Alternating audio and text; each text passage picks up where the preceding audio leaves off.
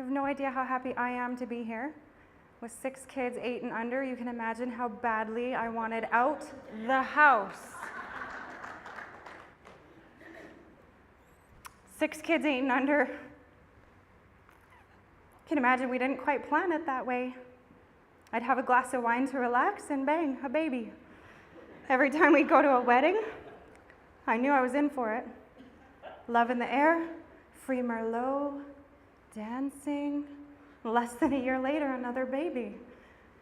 It would just show up at our house with our last name. After 6, we decided to stop RSVPing. Now we just send presents. Okay, so funniness aside, you know, the Lord has worked miracles in my life. I have almost impossibly big dreams in my heart, an incredibly wonderful husband, 2 girls, 4 boys, a beautiful home. Just the other day, I was driving down the highway. I'm amazed. God, thank you. Please don't come back yet. Just give me more time to see this life unfold. And then it hit me. It really wasn't that long ago. I was driving down the mountain corners of BC, secretly wishing that our car would hit a deer, and I would get the escape I was so desperately hoping for. When he would leave for work, I'd be guilty of wishing that he would hit a deer, and I could finally be free. It's amazing how things can change in 12 years. I was in anguish. I felt completely worthless, hopeless. My soul was so dark. Go with me there. I was unlovable, and even God didn't love me. Not more than he had to, anyway. It was so obvious to me to give him credit for any good that I'd experienced, but I also wholeheartedly blamed him for the bad. I saw him as cold, distant, unmovable. My life was falling apart, and it was my own darn fault. God sure didn't love me enough to help. I made my bed. Now I was going to lay in it. I was always shifting between pleading for mercy and resenting God for his distant cruelty. I knew my husband was seeing somebody else. She was only 16 and she was very beautiful. I had to prove it. That way he'd have to let me go. I pressed him harder and harder, and he would erupt with such volatile anger. Finally, I became so overwhelmed with fear, I tiptoed around everything, not willing to set him off. On September 19th, 2004, he left for work, and I raced to my landlord's phone. I secretly called my parents. I told them he had a gun, and something had happened to me. I wanted him to pay for it. I described it as best as I could. A small pistol type, dark brown mahogany-looking handle. I was so smart to tell them. I can't believe I stayed that long. When he came home from work that night, he could sense that I'd talked to somebody, and it was on. He knew, and he could read me like a book. He kept me up all night, and even when I could have gone to sleep, I was too afraid to. I thought the night would never end. I just kept hoping morning would come fast, and he would go to work so I could just cry and sleep. Morning came, and he would not go. He was too high. Then there was a knock at the door. It was like a dream. It was my parents. I felt so sick. Now he knew I'd talked. How else would they know where I was?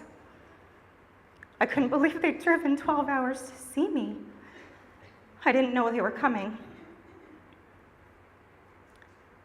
I remember being curled up tightly in the fetal position on the couch, in my white silk nightie, so worn down. My parents said, "We're here to take her to get identification. She cannot be without ID. What if something happened to you? She couldn't even get home to us." "You're not taking my wife anywhere," he spoke through gritted teeth. I can still see him standing in front of the dishwasher in a trance, angrily pulling on his chin. They kept telling me, Janice, go get dressed. I couldn't move. I was frozen. My chest felt so tight I thought I might die. Time seemed to go slow. It slowed right down, and I stared at him, and I tried to figure out if he was going to have a fit and run for the gun. Janice, Janice, Janice, my mom said as I finally came back into focus. Go get dressed. We're taking you to get ID. I got up slowly. My whole body was awake and tingly and clammy. I headed for my room, sure that he would change his mind. And then I heard him peel out of the driveway in our little red car. I fell to the floor and I sobbed uncontrollably. My chest felt like it was ripping apart. It was almost unbearable pain.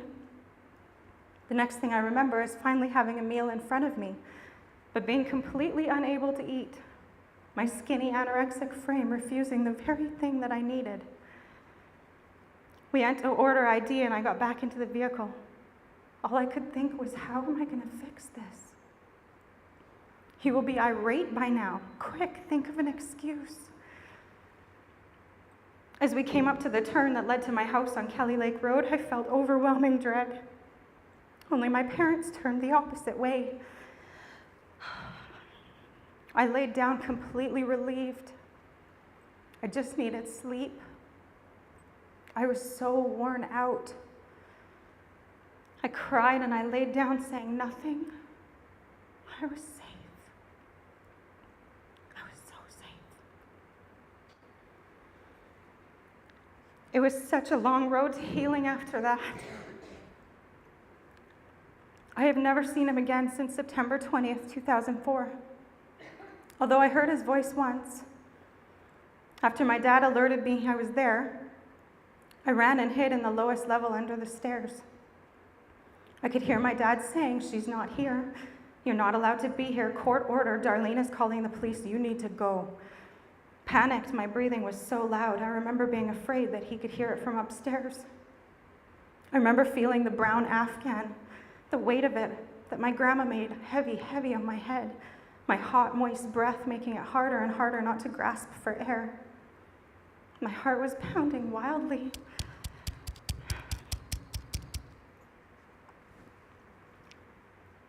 He's found me once since then, and I can't even express the fear and dread that came over me. This time I was not just worried for myself, but now my children. He sent me a message through his girlfriend's Facebook saying, you're still my wife. I'm going to make your new marriage null and void. You better talk to me. And he signed it with the devil bless you. He said so much more, but those are the things that are forever burned in my mind. You know, I think God allows us to remember certain details so we never forget what he has done for us. I will never forget. And here's what I'm supposed to pass on. Joshua 1:9 says, haven't I commanded you to be strong and courageous? Do not be discouraged, for the Lord your God is with you wherever you go. There are 1,000 reasons why he should have gotten me by now. And there's only one good reason why he hasn't. My God, I am held and I'm protected. God's defensive presence goes before me. I will not die by the arrow or by his bullet. People will hear my story and they will rise up in courage. We overcome by the blood of the Lamb and the word of our testimony. Overcome. See, God wastes nothing. Not even our bad choices. Not our trauma. Not our humiliation. Not our broken hearts. Our crushed dreams.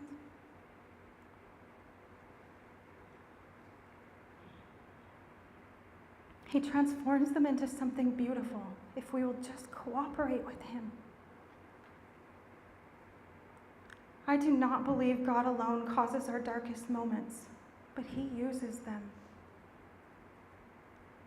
He alone is the God who turns sorrow into dancing. humiliation into honor, depression into shouts of joy, hatred into love, cowardice into courage. He alone turns a victim into a victor. He is the extravagant and lavish in his kindness toward us kind of God.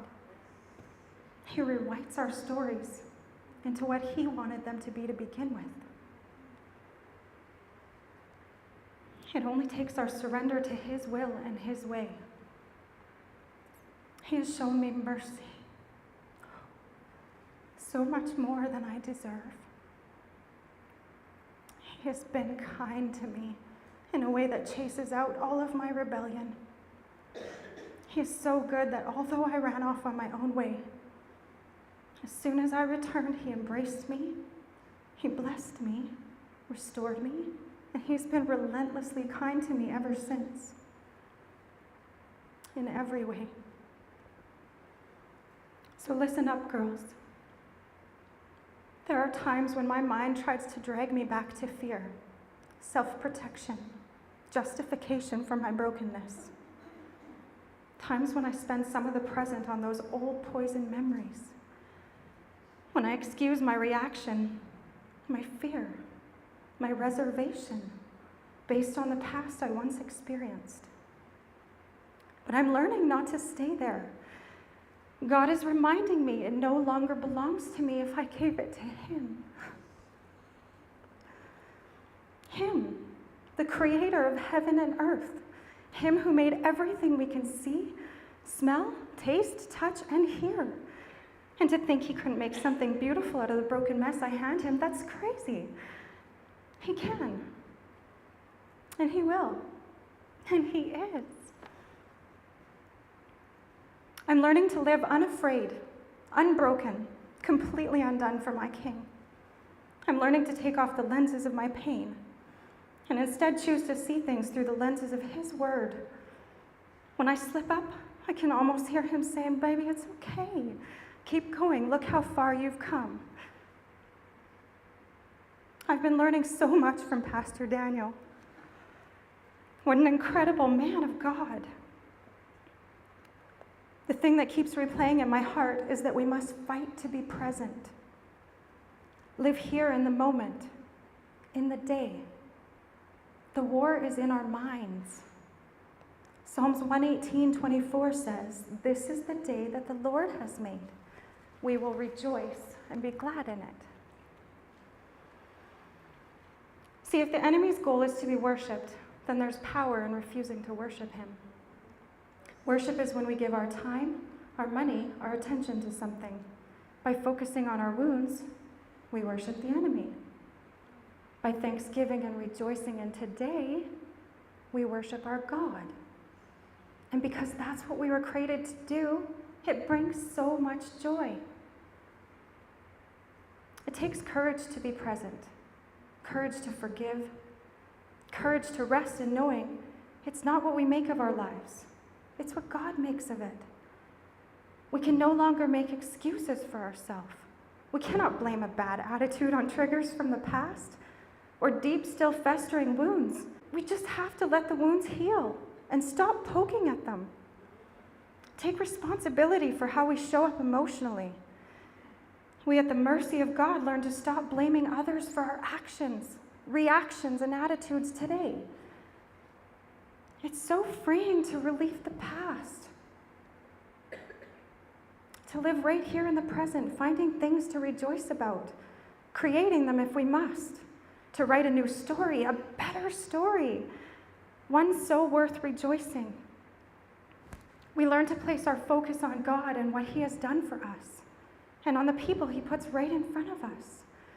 We learn to worship him and to obey, for fear of living through the outcomes of our disobedience once again. We become addicted to good deeds and random acts of love. We thrive on blessing others secretly. We forgive and we grace. We get quiet and we listen. We pray for the sick, the hurting, the outcast. We set free the oppressed, seek justice, love mercy. We change our minds to change our life. No one is safe from a blessing when I'm around. I will pour, I will intercede, I will sacrifice. I will learn to look like my Jesus. I will love. When I look in the mirror, I see him there, and I like what I see. I like who he's made me. I love what he's doing in my life. I wish I'd surrendered to him sooner. Sisters,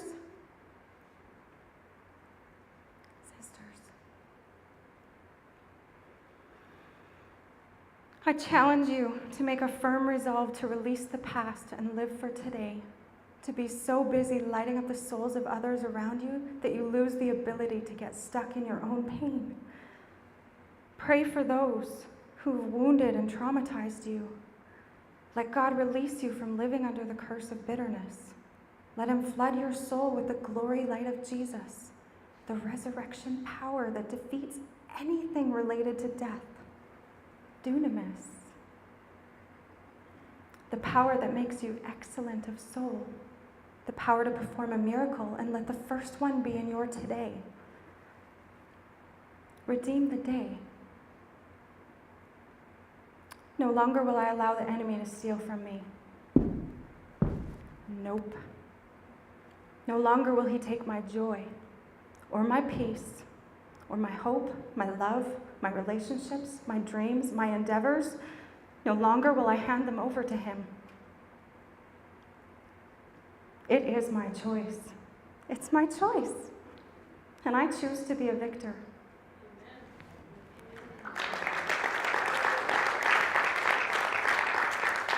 Jesus. When the only choice becomes confronting our own insecurities, selfishness, and lack of courage, freedom is calling. Love on, girls. Thank you.